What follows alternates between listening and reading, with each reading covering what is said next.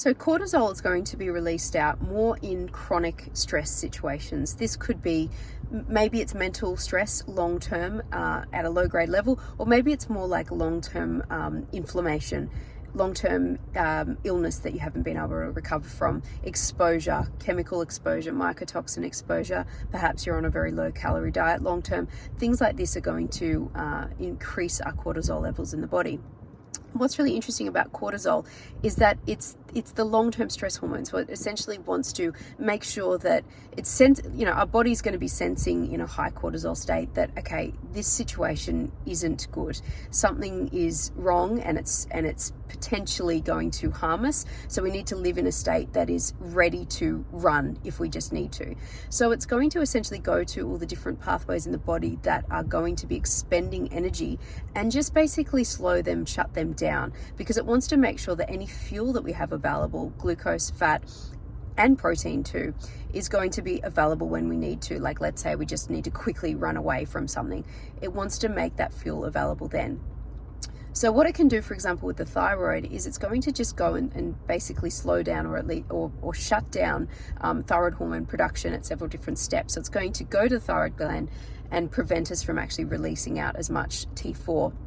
Can actually go to the cell as well and prevent the conversion of T4 to T3, which is the active form and which actually does majority of the jobs around the body that thyroid hormone is going to do. Interestingly enough too, it can actually stimulate more production of reverse T3. And if you haven't heard of reverse T3, it's essentially where we've converted our T3 into something that is inactive. So it can still actually bind to the thyroid receptors, but it'll just block them. It won't actually do its job.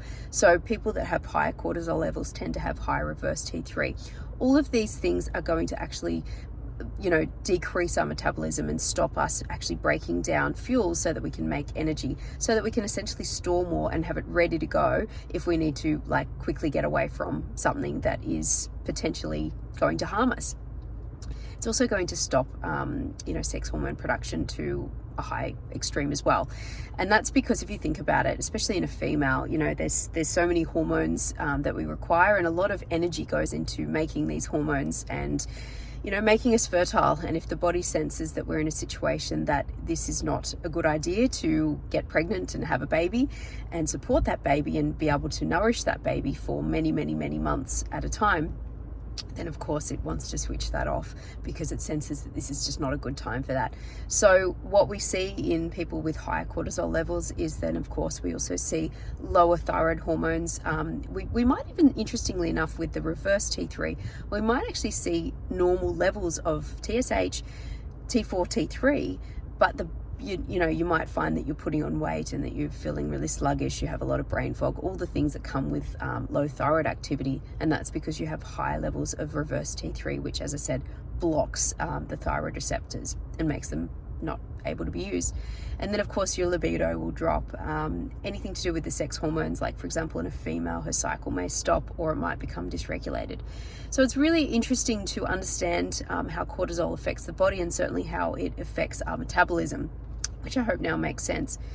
And the best ways to test our cortisol levels are, you can actually do some at-home tests. You can look at your heart rate variability. It's an interesting way of seeing how our body is responding to stress throughout the day. You can test your temperature each day, and of course elevated temperatures are going to indicate that we are in more of an elevated CNS response.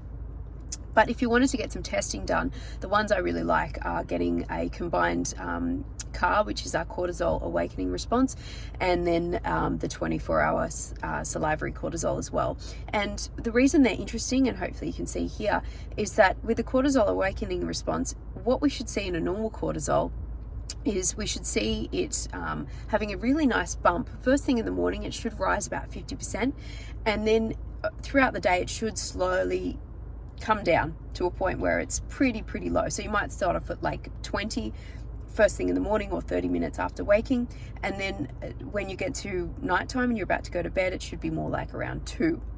And then throughout the night it should stay nice and low. This allows growth hormone to be switched on, and then the cycle starts again. First thing in the morning it should bump up nicely and then drop throughout the day.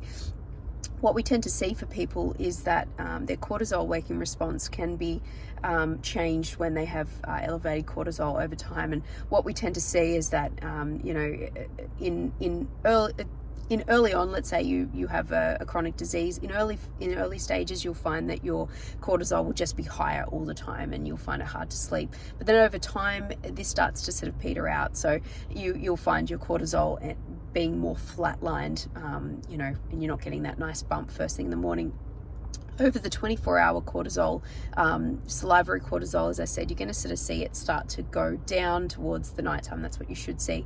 But in people that have dysfunctional, HPA axis, dysfunctional adrenal, hormone production, you'll find that it just tends to be flatline long term, or it can go up and down throughout the day. So it's worthwhile seeing these actually in testing, because then you know how to support it. Because there's of course some great herbs like adaptogens and different things you can use, phosphatidylserine, things like that can really help DHEA.